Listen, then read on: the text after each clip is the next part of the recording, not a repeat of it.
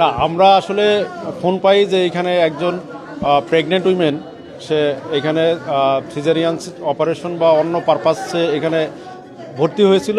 পরে আমরা এসে শুনতে পাই যে সে ভর্তি হয়নি, একজন নার্সের কাছে সে মেডিকেল যে একটা সহযোগিতা নিচ্ছিল, পাশাপাশি সম্ভবত সে ডাক্তার সাথে কথোপকথন চলছিল যে সে সিজারিয়ান অপারেশনে যাবে বা নর্মাল ডেলিভারি হবে, এ টাইপের একটা কথা আমরা এখানে শুনতে পাই। পরবর্তীতে যেটা শুনলাম যে তাকে একটা ইনজেকশন পুশ করা হয়েছিল এলজির নামে, এরপরে সে কিছুক্ষণ পরে মারা যান।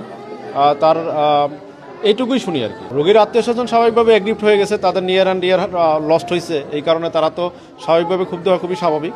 তো তারাও এখনও সংযত আচরণ করছেন, আমরা তাদের সাথে কথা বলেছি, তারা বুঝতে পারছেন।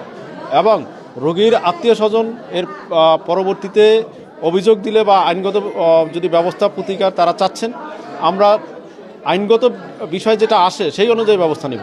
এখানে সংশ্লিষ্ট বিশেষজ্ঞ বা অন্যান্য আরও একটা মৃত্যুর কারণ নির্ণয়ের জন্য অনেকগুলো প্রসিজার আছে, পোস্টমর্টেম সহ বিভিন্ন নানাবিধ প্রসেস আছে।